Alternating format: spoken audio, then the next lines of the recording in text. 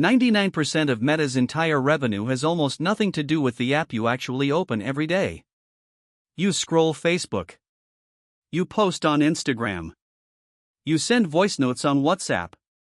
Meta looks, from the outside, like a social media company. But strip away the blue logo and the filters, and what's left underneath is something closer to the largest advertising machine ever built, one that knows more about you than almost any company on earth, and charges other businesses a fortune for access to that knowledge. And here's the part almost nobody talks about. While that ad machine was quietly printing tens of billions of dollars a quarter, Mark Zuckerberg was pouring an even bigger fortune into something most users have never touched, and that has lost over $70 billion with no profit in sight. This video is going to show you exactly where Meta's money actually comes from, why that 1% side project keeps bleeding cash despite the losses, and why understanding this gap tells you almost everything about how the biggest tech companies in the world actually think. Most people assume Meta makes money the way a store makes money. You use the product, somehow that turns into revenue. But you've never paid Meta a single dollar to use Facebook or Instagram. So where does over $160 billion a year in revenue actually come from? By the end of this video, you'll understand exactly how Meta turns your attention into cash, why advertisers are willing to pay a premium just to reach you specifically, and why a company this profitable keeps gambling billions on a bet that hasn't paid off yet. Here's the first thing to understand, and it reframes everything else in this video. If you're not paying for a product, you're not the customer. You're the inventory.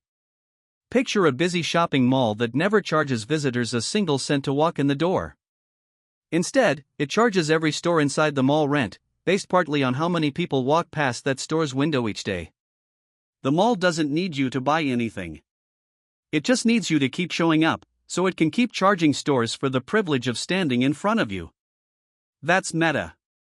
Facebook, Instagram, WhatsApp, and Threads are the mall. You are the foot traffic. And advertisers are the stores paying rent for the chance to catch your eye as you walk by. According to the company's own reporting, advertising accounts for roughly 99% of Meta's total revenue. Not most of it. Not the majority. Essentially all of it. Everything else, including hardware sales from its virtual reality headsets, barely registers as a rounding error next to the size of the ad business.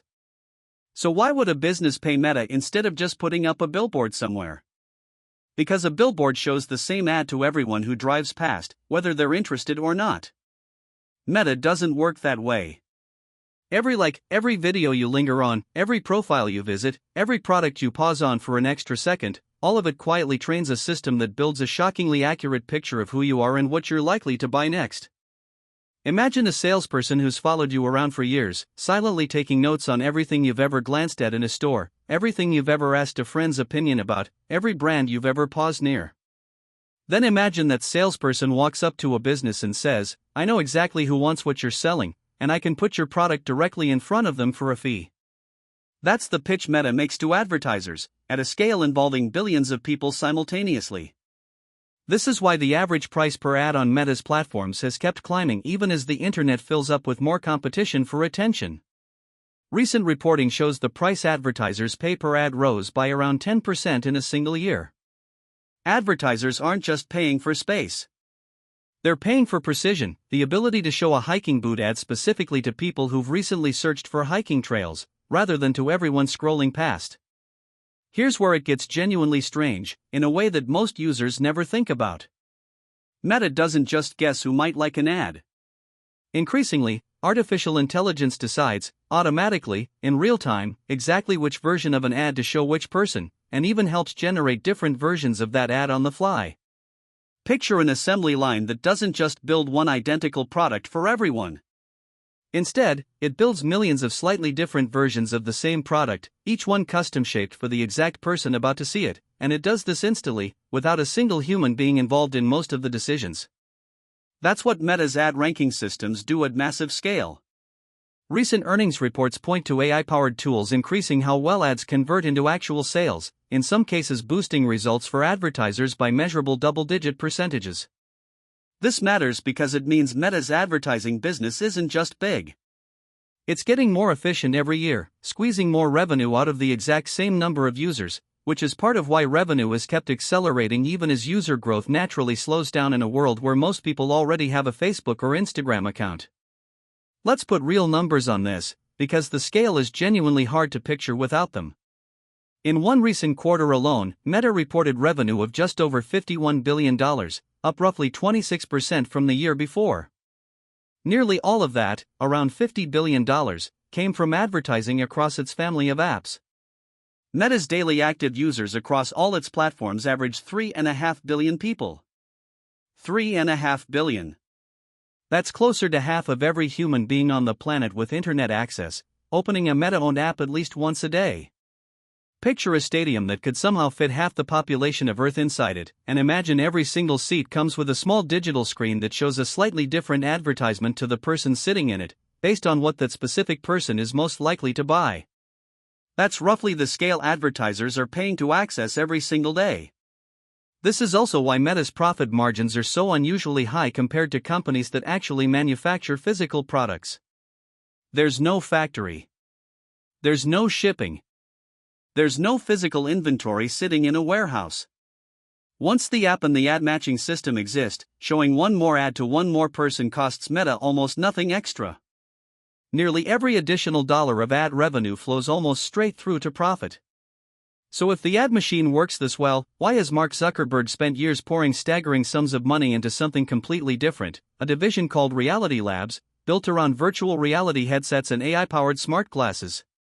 Here's the twist that confuses a lot of investors. Reality Labs has never turned a profit. Not once. In one recent quarter alone, it posted an operating loss of well over $4 billion. Zoom out further, and the total losses from this division since it began add up to more than $70 billion. Picture a wildly profitable restaurant chain that generates enormous cash every single day, and picture the owner taking a huge slice of that cash and quietly pouring it into building an entirely different kind of restaurant nobody's fully convinced people want yet, year after year, despite it losing money every single time. That's essentially the bet Zuckerberg is making. He's using the near-endless cash generated by the advertising engine to fund a long-term wager that the next major computing platform, after smartphones, might be worn on your face instead of held in your hand. If he's right, Meta could own the next major gateway people use to access the internet entirely. If he's wrong, it's one of the most expensive bets in corporate history, quietly funded by an ad business most users never think twice about. Here's the part that would confuse almost any other company's shareholders, and this is genuinely worth understanding. Normally, a public company losing tens of billions of dollars on a single division would face enormous pressure to shut it down. But Meta's core advertising business is so overwhelmingly profitable that it can comfortably absorb these losses and still deliver massive profits overall. In one recent quarter, even after a multi-billion-dollar one-time tax charge dramatically distorted the company's official profit figures, its underlying adjusted earnings still comfortably beat what Wall Street analysts had expected. Picture a river so wide and so powerful that even after a dam siphons off a huge portion of its water for a separate and proven project, the river downstream barely notices the difference. That's the position Meta's advertising business is in. It's not just profitable. It's profitable enough to fund an ongoing multi-billion-dollar experiment as a side project, without threatening the core business at all. This is also why Meta's spending plans keep growing rather than shrinking. The company has guided toward spending well over $160 billion in total expenses in a single year going forward, with a significant chunk aimed at building AI infrastructure. The advertising engine isn't just funding Reality Labs anymore. It's now funding an enormous bet on artificial intelligence as well, layering one massive wager on top of another. So here's what the Meta story really teaches you about how the biggest technology companies actually think, and it applies far beyond just one company. The product you see is rarely the whole business. Behind the free app, the addictive feed, and the endless scroll sits a far more calculated machine, one built to convert your attention into data, your data into targeting, and that targeting into advertising dollars, at a scale most industries could never touch. And once that engine becomes profitable enough, it doesn't just fund itself. It starts funding entirely new bets on whatever the founders believe comes next, whether that's virtual reality, artificial intelligence, or something nobody's even announced publicly yet. This is the same underlying pattern hiding behind Google's search bar, behind Amazon's website, behind nearly every so-called free product built by a company now worth hundreds of billions of dollars. The free thing you interact with every day is almost never the actual business.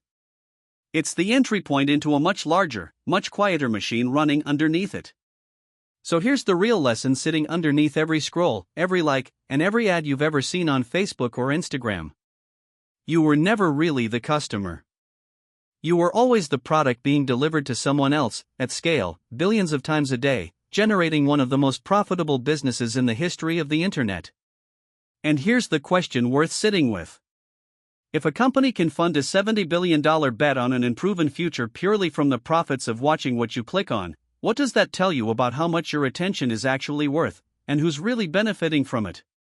Do you think Meta's bet on Reality Labs and AI eventually pays off the way the advertising business did, or is it burning cash on a future that never quite arrives? Let me know in the comments.